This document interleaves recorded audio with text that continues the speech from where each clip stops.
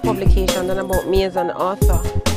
When I wrote the book, I remember I'd gone to the panel's office and then I was saying, I have this idea that we could write about, the whole issue of what happens in prisons, what takes place there. What is happening with the prisoners? Nobody is telling their stories and they really have no voice.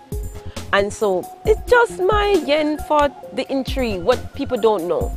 And at the time, the person who was in charge of HIV programs at Panos at the time, Patricia Watson, she was interested and she listened and she gave me some ideas and she said, that's a great idea. And I pursued it, and I mean, that was 2006. The book wasn't published until 2008.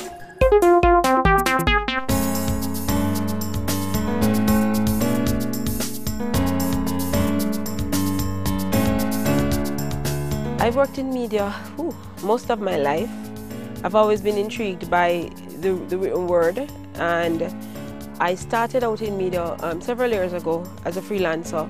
I found though that writing for a traditional newspaper did not give me the kind of leverage or the opportunities that I would have liked to impact people's lives in meaningful ways. I like to do something that's different, that's going to make people sit up and take notice and say, wow, that has never been done before. It's great to be, to be non-self-serving and say, wow, I did it all for everybody. But to be honest, there are different things that drive different people, and I think it's fortunate that my tendency to like attention, to like the spotlight, has morphed into the fact that I do sometimes do things that people wouldn't necessarily do, and in such a way it draws attention to my work and to myself.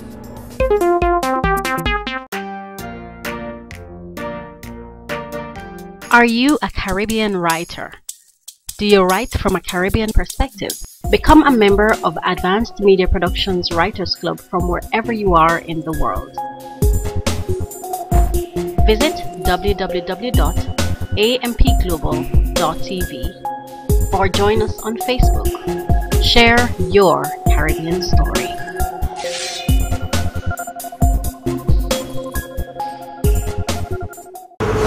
We're here in Jamaica at Columbus Park.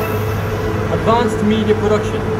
Visit us at www.ampglobal.tv, home of Caribbean stories.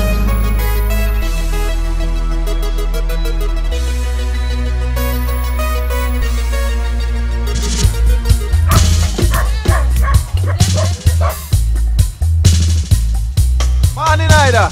Hey, how big ya this?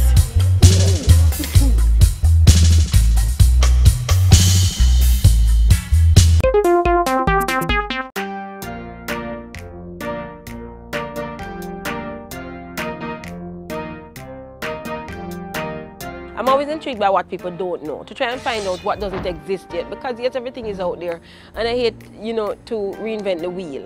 I have always tried to use journalism as a vehicle to try to make a difference in people's lives. I'm happy that the book will get this kind of exposure and emphasis because of the subject matter that is addressed in the book. And the book looks at the issue of prisoners in Jamaica, specifically male prisoners in Jamaica, and to what extent the prison system addresses the need for HIV prevention among the male prison population, the treatment of HIV, and the care of persons who are infected with HIV.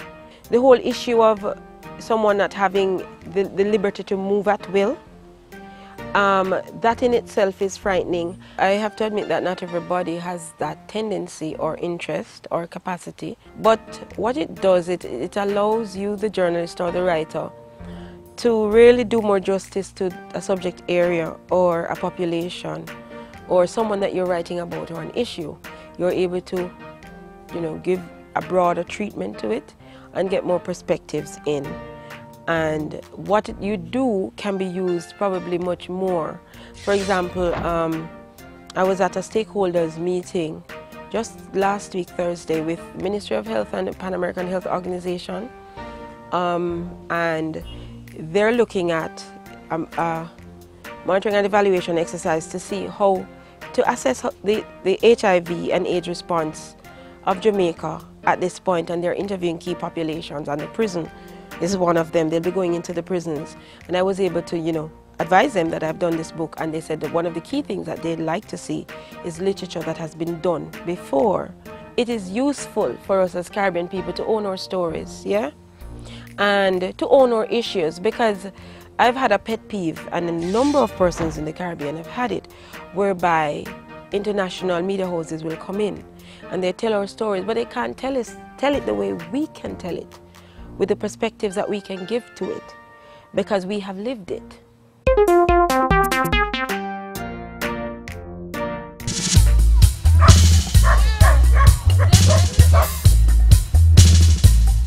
Morning, Ida. How big ya this?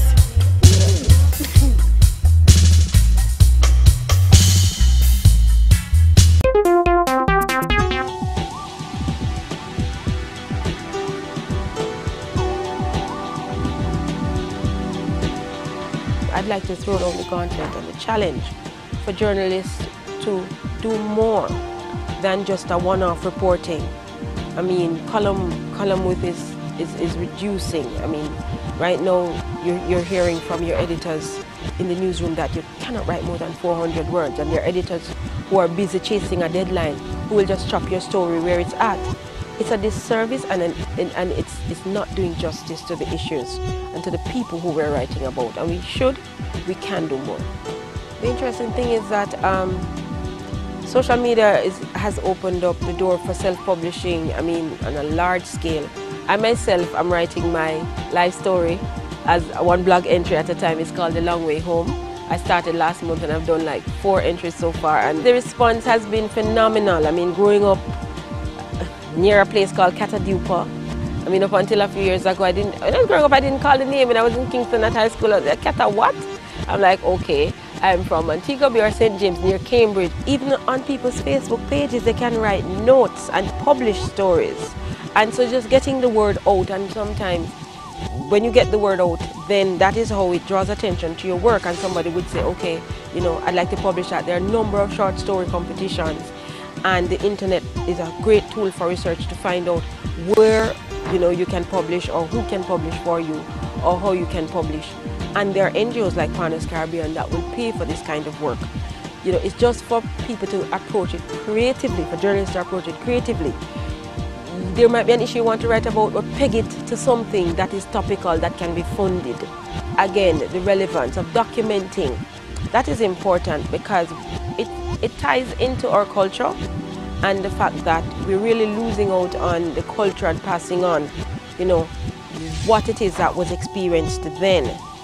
And while I think too that our journalism institutions in the region has a huge role to play in this, because yes, there is a component of documentary in the radio program, and I also think in the television degree program and so on.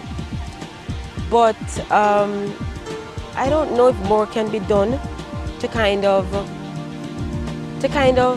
you know, sell this idea more. And then when the journalists come to the newsrooms as well, there probably should be more emphasis on it, obviously, because everybody is chasing down just the story of now and meeting a deadline, what is topical. Journalists are hard-pressed to find time to do a documentary. And so the newsrooms, the editors, they have to revisit what it is that they would like journalism to be in the Caribbean. It's a whole ethical, you know, issue. We're not investigating causes, we're just reporting on the what happened. We're not looking at the why enough. And therefore, as a society, we'll have the issues recurring and the problems recurring. And it's sad, but most of the recurring issues are tragic. And when it involves young lives and potential, loss of potential, then that's serious. And if we have young people, you know, committing suicide per se, or behaving immorally, you know, the whole issue of young people, you know, doing all kinds of things on minibuses and so on, and the causes are not being explored so they can be isolated and then addressed, it means then that we're passing on something to younger generations to say it's a repetitive behavior because it is not being addressed. It is good to know that in any newsroom there are going to be at least 5 people who will be different. And on those 5 we pin our hopes. And I'm asking those 5 to continue. I'm asking that 4, that 1 to continue, regardless of the sacrifices, regardless of the stigma. Because when I was writing in the newsroom about HIV and AIDS, I was labeled the AIDS lady, and it was a joke. I mean, they didn't mean anything by it. HIV and AIDS wasn't my beat. Health wasn't my beat, it was another reporter. But a lot of my colleagues shy away from reporting on HIV and AIDS because of the stigma. And I've heard people say about one of my mentors at the time, you know, she was an editor. Why is she so interested in that? She must be HIV positive. If you report on men who have sex with men issues, boy, you must be gay. Why?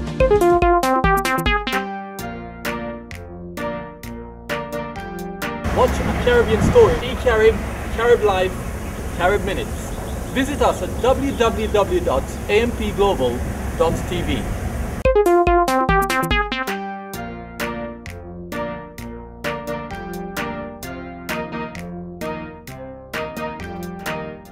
Journalists seem to gravitate more towards the glamour. You know, they'd go to, you know, this diplomatic dinner, and they'll go to something at the Hilton, and, you know, they'll report on it, and their job is done, and they'll drink wine, and they'll hobnob.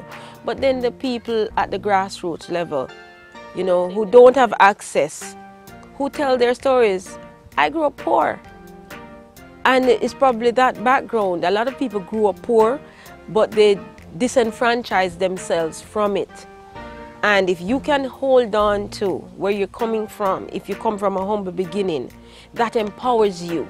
Anybody that is setting up a business in Jamaica or the Caribbean, they're investing heavily. And a lot of times crime or social ills affect their business success. The kind of stories we tell and how we react to the stories that are told and how we address the issues that come out impacts on the kind of individuals that emerge as employees. So it impacts on the kind of people that your business ventures will attract as customers and as employees, and it will feed into your business ethos and your business product. And so people are not approaching business in a holistic way to understand that you have to invest in the society, in the communities where your businesses are in order for your business to flourish. So yes, it will be an investment, and that needs to be written into the business plans. The whole art of advocacy journalism, of development journalism, and I like to think of it as journalism with a heart, meaning that you put the interest of people at the forefront of your reporting, and it is their interest and issues that drives your agenda rather than other agendas that I find dominate traditional newsrooms. The pen is powerful, and when I wrote, people read and they responded.